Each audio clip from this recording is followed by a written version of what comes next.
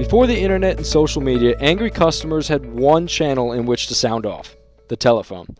My, how things have changed. These days, customers want to do more than just complain. They want vindication. In 2018, businesses are expected to have more than just a call center. They're expected to be active and reachable across all social platforms. I'm Vinny. And I'm Patrick. And on this episode of The Social Angle, we dig into the statistics surrounding social customer service, ways you can implement systems in your business, and how to navigate this new frontier of the customer experience.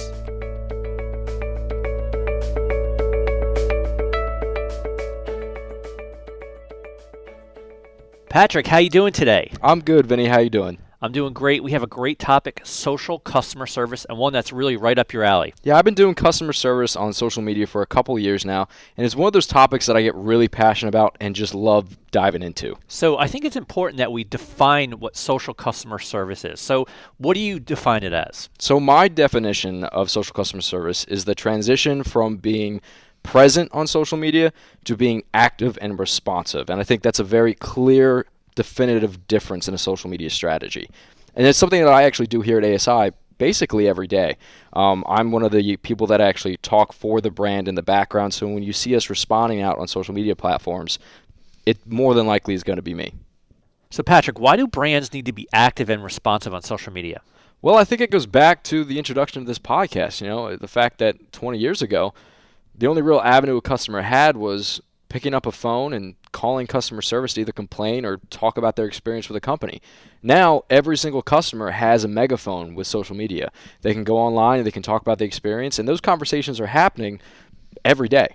Right, and I think it's important to note that these conversations are happening in a very public forum. These customers, you know, if they have a complaint about a product, they don't go to the phone anymore. They go right to social media. They say, oh, this was a terrible experience, or this was a terrible product, and it's right there for other people to see, and it's important for the brand to get in there and respond to that.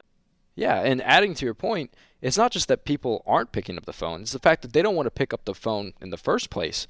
There was a survey done of U.S. consumers recently, and 32% said that the phone is the most frustrating customer service channel available to them. 32%. That's a third. A third of American consumers think that that's the worst channel.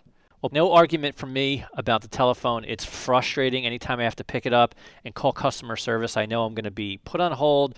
I'm going to be transferred left and right in all different kinds of ways. So 32%, that, you know, I'm surprised actually it's not higher. Yeah, I mean, I also fall into the camp that the telephone is one of the most frustrating things. For me personally, the way that I go about customer service is I message a brand online first, and then if I don't get what I'm looking for out of that interaction, then I'm going to actually have to pick up a phone, talk to somebody, and reference that conversation. So the telephone to me personally is a last resort. So you actually go to social media first? Every time. One of the most recent ones was with Fitbit. I love talking about the customer service because I didn't have to talk to a single human being. It was great. I just messaged them on chat for 2 seconds, and they got me everything I needed within 10 minutes. And it was still one of the best things that has ever happened to me as far as customer service goes on social media. Wow. I mean, because my mindset, I'm 20 years older than you, is to go to the telephone first. But I think we're all transitioning away from that. I mean, I think, you know, as more millennials enter the market, and they're all more social media savvy, and they go to social media first. So we actually dug up a few more stats regarding this. What else did you find? Yeah, so just a follow-up to the frustration statistic, there's also one that I found pretty interesting, is that 21% of consumers would actually rather message a brand on social media than even pick up the phone in the first place. So that's a stat. So that's a stat that kind of follows, that you fall into that stat. Absolutely, and I know most of my friends are exactly the same way. And another one is, you know, earlier I talked about how you need to be responsive on social media. There was a really interesting study done, and it came back with that said 32% of consumers expect a response within 30 minutes of a message to the brand. 30 minutes. That's 30 minutes, 32%. And even further, 42% expected a response within 60 minutes. Now, those are staggering numbers and going to be pretty hard to reach for any business out there, even the big ones. But it's just, you know, a thing to keep track of because it's going to be moving that way the more social media savvy people enter the market. Vinny and I wanted to take a look at how companies are adapting to this new era of customer service. In this segment, we take a look at some of the tools at your disposal and the best practices when responding to customers. All right, Patrick, this is the part of the show where we provide tips and advice. Now, let's pretend for a moment that I'm a small business distributor. I have an Instagram page, Facebook page, and a Twitter page. Now, all I do with these social media is I post a piece of content on them once a week. But I do want to add social customer service to my strategy plan. How do I do that? Well, first of all, I think it could possibly seem a little overwhelming from the beginning. You got all these different platforms, you don't know where to start, but it is actually pretty easy to start. My first tip is to download the apps onto your phone. Download Facebook, download Instagram, and download Twitter. All three of those apps should be on your phone, and once you log in with your brand, you're going to be able to set up notifications that come to you. So you're not going to have to be tied to a desktop, looking at the feeds, and being on these sites all day. It will actually help you be responsive, and it doesn't matter if you're on the go. It'll come right to your phone and alert you if somebody, shares your post, gives you a review, or recommends you, or even directly messages your brand on social media. That's the most important part, being able to be responsive on the go. Or complains about your brand. Or complaint. That's really what our topic is. We're talking about complaining, and customers will go to social media and do that. So I think it's also important to note that all these apps are free. So if you go into iTunes and you download these apps, you're not going to get charged for them. They're free. You and I both use them. For our jobs, and we use them the way anybody should use them. We get notified, and when we see a notification on our phone, we know that something's going on around a brand, and we go in and we check. And I think that's where this becomes very advantageous for any business. I think step one, I agree with you 100%. Get the apps, get them on your phone.